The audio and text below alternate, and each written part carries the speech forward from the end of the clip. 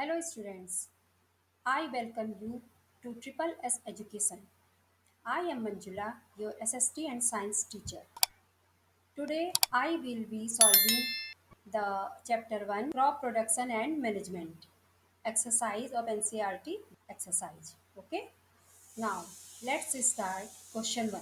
Select the correct words from the following and fill in the blanks. Okay?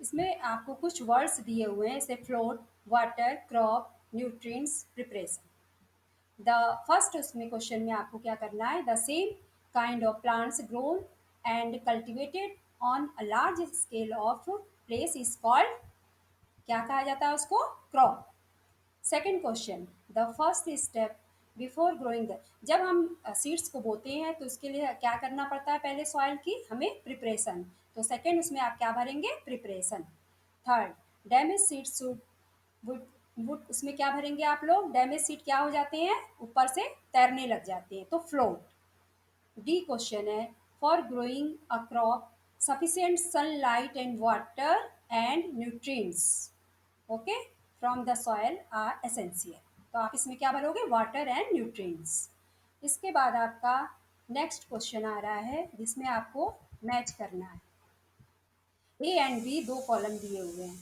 सबसे पहले आपको दिया है खरीफ क्रॉप उसके सामने दिया है फूड फॉर कैटल तो खरीफ क्रॉप में आप क्या भरोगे पैडी एंड मैच ठीक है खरीफ क्रॉप क्या है आप पहले पढ़ चुके हो बुक में पैडी एंड मैच सेकंड है रबी क्रॉप रबी क्रॉप में क्या आएगा रबी क्रॉप में आएगा आपका वीट ग्राम एंड पी ठीक है अच्छा इसके बाद नेक्स्ट क्वेश्चन है केमिकल फर्टिलाइजर्स तो केमिकल केमिकल फर्टिलाइजर्स इसमें क्या होगा urea and super phosphate chemical fertiliser हो गए ठीक इसके बाद आपका आ रहा है ऑर्गेनिक मैन्योर इसमें क्या आएगा आपका ऑर्गेनिक मैन्योर में animal extracts cow dung urine and plant waste understand all of you अच्छा इसके बाद आपका नेक्स्ट क्वेश्चन है give the example of each kharif crop के क्या होंगे example paddy and maize second question है रबी क्रॉप इसके आपको क्या देना है एग्जाम्पल देना है तो रबी क्रॉप में क्या आएगा wheat and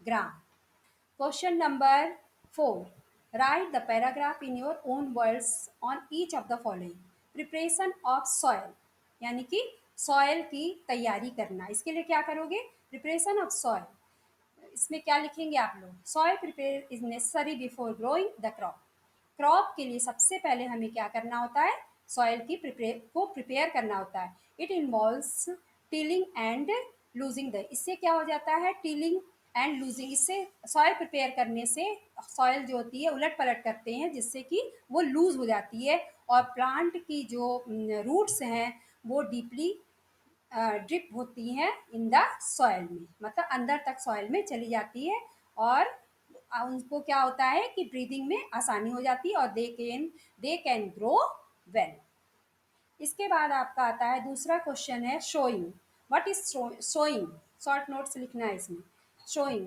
the process of pulling seeds into the soil is called showing ठीक है बीज को जब हम लोग मिट्टी में डालते हैं तो उसको हम क्या कहते हैं बीज का बोना यानी कि sowing the tool used traditionally for sowing seeds is funnel set वो क्या होता है जो टूल्स हम लोग ट्रेडिशनली यूज करते हैं वो फनल सेट का होता है जिसकी सहायता से हम लोग सीड्स को बोते हैं लेकिन आजकल क्या होता है सोइंग किसके द्वारा होता है with the help of tractors का यूज करते हैं this tool so in seed uniformly in the proper distance and depth इससे क्या होता है इस मशीन का यूज करने से क्या होता है कि प्रॉपर डिस्टेंस में सीड्स हमारे मिट्टी पे गिरते हैं और उनकी डिप भी जो होती है वो सही होती है उनकी दूरी सही होती है उनकी डिपनेस सही होती है ओके अच्छा इसके बाद आपका नेक्स्ट क्वेश्चन क्या है वीडिंग वीडिंग किसे कहते हैं जो हमारे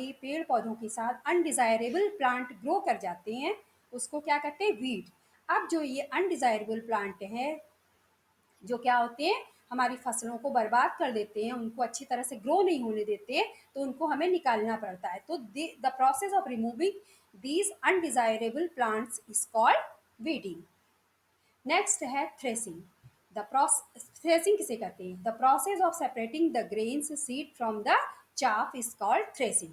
यानी कि जब हमारी फसल पक के तैयार हो जाती है, उसमें से हम अपनी फसल के दाने जो होते हैं वो अलग करते हैं, तो उसको हम लोग क्या कहते हैं? थ्रेसिंग। ओके, अच्छा, तो इतना समझ में आप लोगों को आ गया होगा। Next question 5, explain the fertilisers are different from manure. अब आपको ये बताना है कि फर्टिलाइजर्स और मैन्योर में क्या डिफरेंस होता है। ये भी आप लोग पहले पढ़ चुके हैं। तो फर्टिलाइजर से क्या होता है? ये इनऑर्गेनिक सब्सटेंस होते हैं। और मैन्योर क्या होते हैं? ये ऑर्गेनिक होते हैं, जो एनिमल डिकम्पोज्ड से और ह्यूमन वेस्ट एंड प्लांट रिसिड्यूस से होते हैं। मतलब जो प्लांट हमारे बेकार हो जाते हैं, वो मिट्टी में दब जाते हैं, तो वो भी हमारे क्या हो जाते हैं? मैन्योर में कन्वर्ट हो जाते हैं, यानी कि एक तरह से ऑर्गेनिक खाद बन जाती है। ठीक, अच्छा, इसके बाद क्या होता है? Fertiliser. Fertiliser is prepared in factories. Fertilisers हमारे कहाँ प्रिपेयर होते हैं? फैक्ट्री में। और मैन्योर हमारे कहाँ होते हैं? फील्ड में, जो नेचुरली होते हैं। और ये क्या होते हैं? The fertilisers not provide any humus to the soil. Fertilisers क्या होता है? ये सॉइल को कोई भी ह्यूमस नहीं देते हैं, जबकि हमारे मैन्योर में क्या होता है? उनको ह्यूमस मिलता है, जो कि पौधे की ग्रो के लिए बहुत अच्छा होता है। Fertilisers are very rich in plant and nutrients. Fertilisers क्या होते हैं? लेकिन ये प्लांट की ग्रो के लिए बहुत ही रिच होते हैं और सफिशिएंट उनको न्यूट्रिएंट्स मिलता है, जैसे नाइट्रोजन, फास्फोरस एंड पोटेशियम। लेकिन मैन्योर भी रिच होते हैं, but it's relatively less in plant nutrients. इस ये भी रिच अच्छे होते हैं, लेकिन इनकी जो कैपेसिटी होती है वो धीरे धीरे होती है, इनकी रफ्तार बहुत कम होती है, और फर्टिलाइजर डालने से हमारे पौधे जो होते हैं तेजी के साथ ग्रो करने लगते हैं। अच्छा, इसके बाद आता है आपका next question, what is irrigation? Describe the method of irrigation. Irrigation किसे कहते हैं? सभी लोग जानते होंगे कि पेड़ पौधे की ग्रो करने के लिए हमें कैसे होगा? बिना इरिगेशन के कोई भी पेड़ पौधा ग्रो नहीं कर सकता। The artificial method of watering the plant the, तो हम जो आर्टिफिशियल मेथड्स का यूज करते हैं प्लांट की वाटरिंग के लिए, मतलब पौधों में जो पानी डालते हैं आर्टिफिशियल मेथड से, उसको हम क्या कहते हैं? Irrigation. Main source of irrigation जो पहले ट्रेडिशनली जो हम यूज करते थे वो क्या होते थे? Well, ponds, lake, rivers. अच्छा, टू टू मेथड्स। अब इसके बाद आपको क्या है? टू मेथड्स ऑफ इरिगेशन आपके क्वेश्चन में पूछा गया है। तो two methods which help to conserve waste are, ठीक है। मेन सोर्स ऑफ इरिगेशन, तो आप लोगों ने ट्रेडिशनल मेथड में देख लिया क्या क्या चीज़ें, मतलब मेन सोर्स ट्रेडिशनल क्या, मेन सोर्स हमारे क्या है? वेल है, पॉन्ड है एंड लेक्स है और रिवर्स है। फिर इसके बाद आपका क्वेश्चन का सेकंड पार्ट है, describe to methods of irrigation which conserve water. तो इसमें पहला क्या है? Sprinkle irrigation. ये भी आप लोग चैप्टर में पढ़ चुके हैं। इस मेथड में क्या होता है कि पानी को एक पाइप की सहायता, जिसके आगे नोजल लगा रहता है, तो सफिशिएंट मात्रा में पानी सारे पौधों पर स्प्रिंकल कर दिया जाता है, मैंने पानी का छिड़काव कर दिया जाता है। तो ये किस तरह की होती है? जो अनइवन सॉयल होती है एंड सैंडी लैंड होती है, जहाँ पर where sufficient water is not, जहाँ पे सफिशिएंट वाटर अवेलेबल नहीं होता है, वहाँ पर क्या होता है? हम स्प्रिंकल मेथड का यूज करते हैं। अंडरस्टैंड? अच्छा, सेकंड मेथड हम क्या करते हैं? Drip method. ठीक, अच्छा, इसके इस मेथड में क्या होता है कि in this method the irrigation of pipe tubes, pipe लगी होती है, मतलब एक ट्यूब जैसी गई होती है, जिसके आगे क्या होता है? होल्स बने रहते हैं, वेयर वाटर, जहाँ से पानी क्या होता है? पूरे पौधों में जड़ों तक आसानी से ड्रिप होता है, यानी कि उसमें जड़ों तक सीधे जाता है, जिससे उसकी जड़ों का ग्रो अच्छा होता है और प्लांट हमारे बहुत अच्छी तरह से ग्रो करते हैं। तो drip irrigation method and sprinkle irrigation method, ये दो मेथड्स हैं। समझ में आ गया आप लोगों को? Which conserve water. Question number 7, if wheat is sown in the kharif season what would happen? Discuss answer. Wheat crops कब से होती है? नवंबर दिसंबर टू मार्च अप्रैल। It is grown in winter and requires less water. अगर हम इसको विंटर सीजन में करते हैं तो इसमें पानी की कम रिक्वायरमेंट होती है। If wheat sown in kharif season, अगर हम इसको खरीफ सीजन में बोते हैं तो its production will be decrease considerably, तो इसका प्रोडक्शन क्या होता है? कम हो जाता है as compare to rabi crops. Okay, Next question. Explain how soil gets affected by the continuous plantation of crop in the field. Continuous plantation से क्या होता है जब हम फील्ड में लगातार क्रॉप्स को बोते हैं।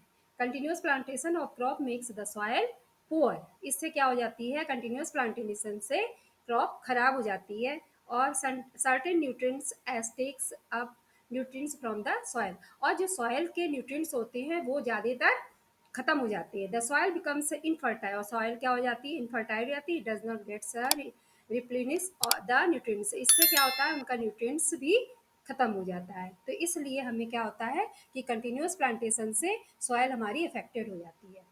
Okay, next question. What are the weeds, how can be control them. Weeds क्या है, द अनडिजायरेबल प्लांट्स।